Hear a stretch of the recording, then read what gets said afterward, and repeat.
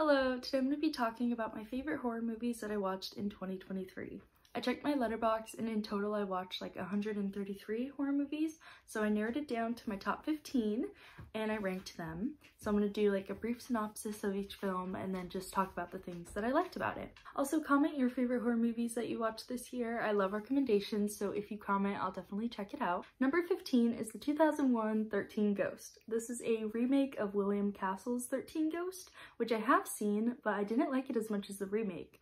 The remake doesn't keep a lot of the same story, just some few details, and I thought it was more interesting than the original. It follows a family who inherits a house from their uncle, only to find out it's haunted. They get locked inside and have to escape from the house and its ghost. I really didn't expect to like this movie as much as I did, but it's really fun and honestly a little campy. The setting is really good, like the house looks really cool, and everything about this movie is very early 2000s, especially the editing, which I usually don't like, but I did enjoy it in this film. Matthew Lillard plays this like weird psychic, which I really enjoy his performance. And yeah, this movie doesn't have great reviews, but I really like it and am excited to rewatch it. Number 14 is Vamp. This is a really fun 80s campy horror movie that's going to be a reoccurring theme throughout this video. I just love a silly horror movie.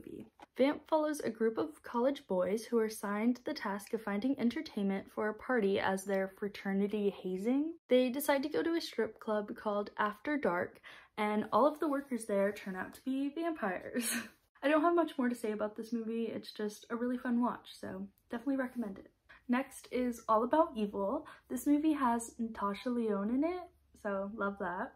She plays a shy librarian who inherits her father's old movie theater. Then in a fit of rage, she kills her stepmother, and the murder is accidentally displayed on the movie screen. Patrons are told this is just Natasha's first short film.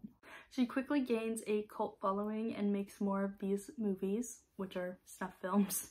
I really like the progression of Natasha's character and how the fame affects her, and I also really like the crew she puts together to like make her movies. It was another really fun watch, and I can tell it was made by like people who really appreciate silly B movies. Oh, also Cassandra Peterson, aka Elvira, is in this movie. She plays someone's mom, and her son is like a fan of Elvira.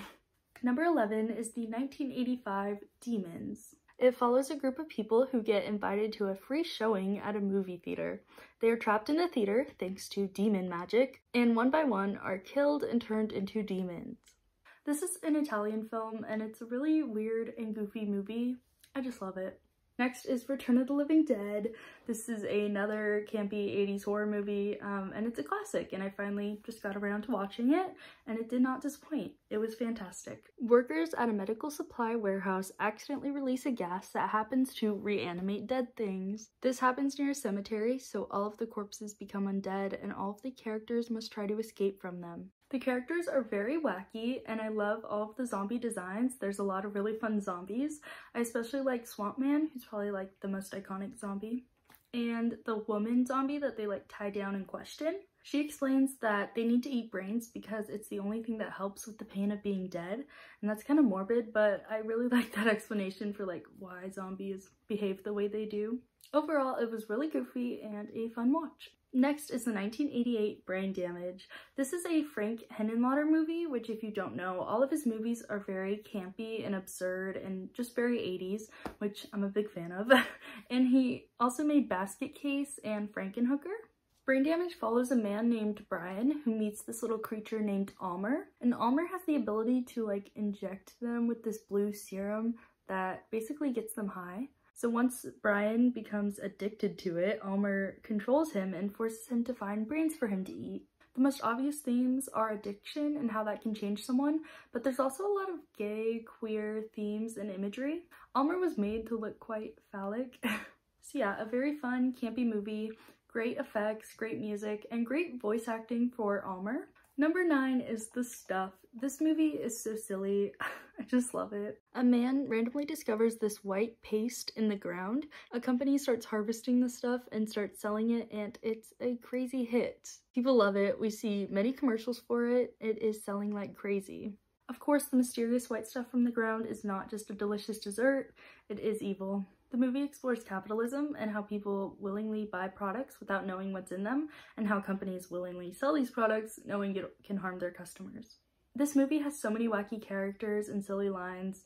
I highly recommend you check it out if you haven't already. It's very fun. Number 8 is the only 2023 release on this list. I really didn't watch a lot of new movies this year. It is Saw X. I watched all of the Saw movies in November, and Saw X was definitely my favorite. It's meant to take place between the first and the second movie. It follows John Kramer as he travels to Mexico for an experimental treatment of his brain cancer. And as he typically does, he conducts many traps there. I really like seeing more of John, not just Jigsaw, but John. It was definitely the most compelling emotionally, and I think that's what made it so effective for me. And all of the traps were really good as well. I think they really nailed the formula, finally.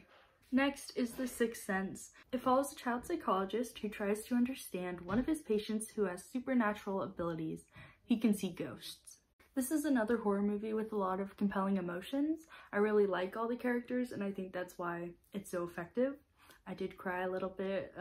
There's like a car scene with the little boy and his mom, who's played by Toni Collette. Yeah, I haven't rewatched this one yet, but I'm excited to. Next, The Ring, the American remake. I have not seen the original yet. I'm probably gonna watch it tonight or tomorrow. I'm gonna watch it soon. It follows a woman investigating some mysterious deaths linked to a videotape. I love the setting and the atmosphere of the movie. I think it takes place in Washington, and I really like the coloring of it as well. Everything's like a greenish blue tint, which I really like. I know some people don't, but yeah. The music and visuals are really good too. This is a really great movie for like a rainy day or like a winter watch. Okay, number 5 is Society, again with the campy 80s horror movies. This movie follows a teenage boy whose family is very strange. They are a part of this gross, incestual cult. I don't know how else to describe this film. It's weird. There's a lot of really good practical effects and like gross body stuff happening. It's a fun watch. Next is another classic, Carrie. I don't think I need to give a synopsis, but I finally watched this movie and I loved it. I love Carrie. I love the editing, the music, the camera work. It's just so good. Alright, so my top 3 are pretty interchangeable, but number 3 is Ginger Snaps. This follows 2 sisters with a very close bond, and as one of them gets their first period, she is attacked by a werewolf and eventually turns into one. I love the atmosphere in this movie. It's such a good fall watch, and I love the relationship of the sisters. One of them is played by Katharine Isabelle, who I'm a big fan of. I love the setting and their outfits. It's just such a good film. Check it out if you haven't seen it. Number 2 is Hellraiser. I watched this movie 3 times this year. I really like it. I think it has a really tight script. It's written and directed by Clive Barker, and it also has one of my favorite scenes in a horror movie, and that is Frank, who was like killed by the Cenobites. He kind of like oozes out of the floorboards with all these gross liquids, and his bones come out and he like rebuilds himself. It's really cool. I have this Fangoria with Frank on the cover with like his muscles and his blood, and I just love it. So many good effects. I love the Cenobites and I love this movie. And finally, number 1 is Videodrome. This is a David Cronenberg film. I've only seen 2 of his movies, Videodrome and The Fly, but I'm a big fan of both of them. He is spectacular at body horror. That's like what he's known for. But it's so good. I've a poster up there too. Videodrome follows the president of a raunchy TV channel who is searching for new content. He finds a TV show called Videodrome that is graphic and violent, and he thinks it'll be a hit. He investigates the show, where it comes from, if it's real, if it's scripted. Eventually he becomes addicted to this film and is literally seduced by his TV. The movie is weird and thought-provoking and kind of camp. This film came out in 1983 and really is a warning against obsession with technology and escapism, as well as desensitization. It's scary how well the film's themes have held up. I think it's really brilliant, and I don't think I can explain it enough, so check it out if it sounds interesting. It is a fun watch. A lot of really good visuals, body horror, special effects. It's really good. So yeah, those were my favorite horror movies that I watched in 2023. Comment yours down below. Subscribe if you want to see more horror related content, collections, unboxings, reviews, stuff like that. And follow me on Letterboxd. I'll put the link in the description. I'll follow you back on there. So yeah, thanks for watching. Bye!